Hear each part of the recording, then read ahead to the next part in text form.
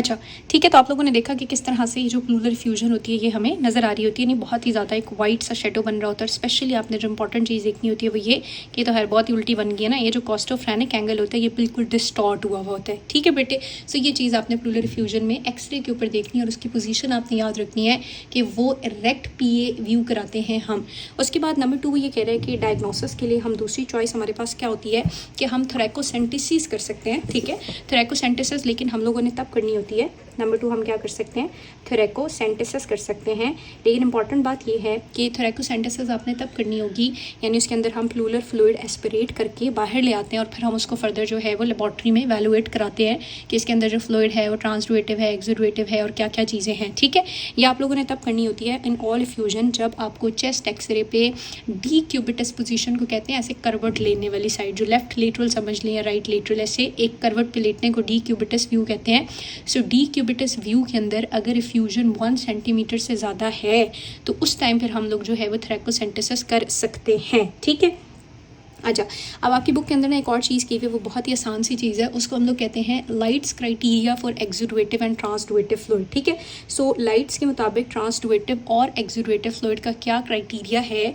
तो लाइट्स के मुताबिक वो ये कह रहा है कि उसने कहा कि 3 चीज़ों को हम देखेंगे। नंबर 1 की जो इफ्यूजन है ना उसके अंदर हम LDH के लेवल देखेंगे। ठीक है, फिर हम क्या करेंगे कि जो LDH के लेवल इफ्यूजन में हैं और जो LDH के लेवल सीरम में हैं उनकी क्या लेनी है, रेशो लेनी है।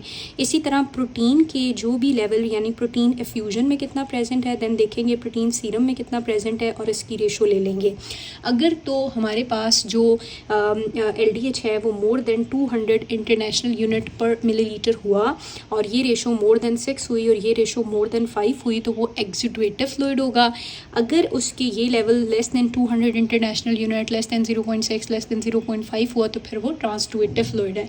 ट्रांसडुएटिव के लिए तीनों क्राइटेरियाज आपका MCQ है, तीनों क्राइटेरियाज को मस्ट प्रेजेंट होना चाहिए, जबकि एक्सुडेटिव के लिए कोई एक क्राइटेरिया भी पॉजिटिव है तो हम उसका एक्सुडेटिव लेबल कर देते हैं। ठीक है, तो ये बहुत आसान सी जो है वो आपकी क्या थी बेटे, प्लूरल इफ्यूजन थी। ठीक है, अच्छा अब प्लूरल इफ्यूजन के बाद अगर हम देखें कि इसको हम लोगों ने मैनेज किस तरह से करना है, यानी एक पेशेंट है और हम कह रहे हैं जी आपके फेफड़ों में पानी पड़ गया है, कुछ इस तरह की टर्म उसको यूज़ किया जाता है, तो हम इसको मैनेज किस तरह से करेंगे। सो इसकी मैनेजमेंट में वो कहता है कि सबसे ज़्यादा इंपॉर्टेंट ये होता है कि अंडरलाइंग कॉज क्या है, यानी प्लूरल इफ्यूजन क्यों हुई है, हमने मोस्टली उस कॉज को जो है वो डिटेक्ट करना होता है। फॉर एग्जाम्पल अगर पैरान्यूमिक इफ्यूजन हुई जो कि सबसे ज़्यादा मोस्टली हो जाती है तो फिर हम फर्दर ये देखते हैं नमूनिया के बाद अगर हो जाए तो फिर फर्दर हम ये देखते हैं कि वो अनकॉम्प्लिकेटेड सी इफ्यूजन हुई हुई है या कॉम्प्लिकेटेड है, यानी उसके जो प्रोग्नोस्टिक फैक्टर्स हैं वो कुछ अच्छे नहीं हैं। अगर तो अनकॉम्प्लिकेटेड है तो हम सिर्फ वही एंटीबायोटिक जो कि नमूनिया के लिए दे रहे होते हैं वही कंटिन्यू कराते हैं, और अगर वो कॉम्प्लिकेटेड है यानी पॉजिटिव ग्रेम स्टेनिंग है, कल्चर पे पॉजिटिव है, pH लेस देन 7.2 है, ग्लूकोज लेस देन 60 है, तो यहाँ पे एक इंपॉर्टेंट चीज़ हमें ट्यूब थोरैकोस्टमी करनी पड़ती है। क्या करते हैं, ट्यूब थोरैकोस्टमी करते हैं। सो ये आपने याद रखना है। नंबर 2 ये है कि फ्यूजन को ज़ाहिर है हम ड्रेन करना होता है, तो ड्रेनेज जो है वो इसके लिए सबसे ज़्यादा अच्छा एक प्रोसीजर है। सिम्टोमेटिक पेशेंट में हम यही करते हैं, लेकिन इसके जो लेवल्स होते हैं वो स्लो होते हैं, यानी less than 2 litre per day आपने फ्लूइड निकालना है। ठीक है, और तीसरी चीज़ वो कहते हैं कि कुछ और मेथड्स भी हैं हमारे पास लेकिन वो मोस्टली फॉलो नहीं होते। ड्रेनेज ही ईजिली किया जाता है और साथ एंटीबायोटिक्स दी जाती हैं। उसके अंदर प्लूरेसिस की जा सकती है विद टेट्रासाइक्लिन और ब्ल्यूमाइसिन, या इवन के सर्जरी भी की जा सकती है, लेकिन अगेन ये दोनों चीज़ें जो हैं वो बड़ी रेयर ही हैं। So this is all about your effusion. अब इफ्यूजन के साथ ना उन्होंने नीचे एक टेबल आपकी बुक में बड़ा अच्छा बनाया हुआ है, उसमें बताया हुआ है कि जब हम फ्लूइड को एस्पिरेट करते हैं तो नंबर 1 हम फ्लूइड की ना एक्सटर्नल ग्रॉस अपीयरेंस देखते हैं कि जो फ्लूइड का कलर है वो येलो कलर का है या वो टर्बट कलर का है। ठीक है, या फिर वो हम देखते हैं कि हेमरेजिक है या फिर क्लियर है या स्ट्रॉ कलर है, किस तरह का जो एक्सुडेटिव फ्लूइड हमने हासिल किया वो किस तरह का है। ठीक है, उसके बाद फिर नंबर 2 वो कहता है कि इसी फ्लूइड की साइटोलॉजी देखी जाती है। साइटोलॉजी से मतलब कि ये देखा जाता है कि इसमें न्यूट्रोफिल्स के कितने लेवल्स हैं और लिम्फोसाइट कितने हैं, मीजोथीलियल सेल्स कितने हैं, एबनॉर्मल मीजोथीलियल सेल्स कितने हैं, या मल्टी न्यूक्लिएटेड जाइंट सेल्स कितने हैं, जो यूजुअली रूमेटॉइड आर्थराइटिस को इंडिकेट करते हैं। अब आपकी बुक में बताया हुआ है कि ये हर कंडीशन एक स्पेसिफिक कंडीशन को इंडिकेट करती है, उसको आपने MCQ के लिए याद करना है।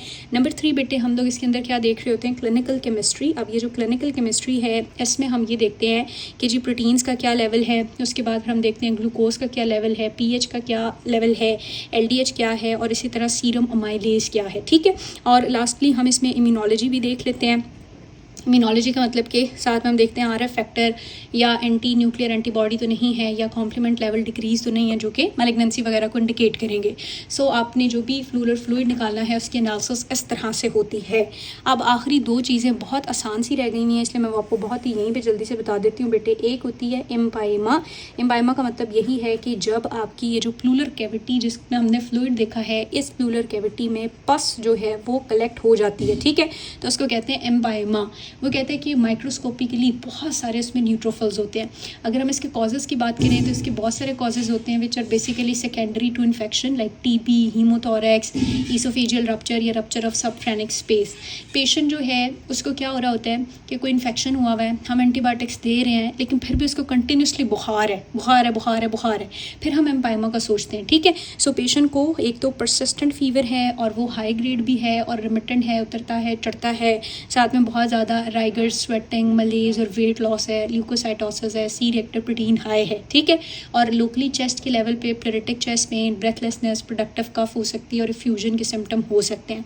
डायग्नोज करने के लिए बेटे वही सारी मोडालिटीज़ है। आपने लंग्स को अगर देखना है और उसमें पस देखनी है तो सबसे पहले आपको पता है कि हम लोग क्या करेंगे, चेस्ट एक्सरे करेंगे, फिर अल्ट्रासाउंड करेंगे, फिर सीटी करेंगे और नंबर 4 यही है कि उस फ्लूइड की एस्पिरेशन कर लेंगे और फिर उस फ्लूइड को देख लेंगे, ठीक है।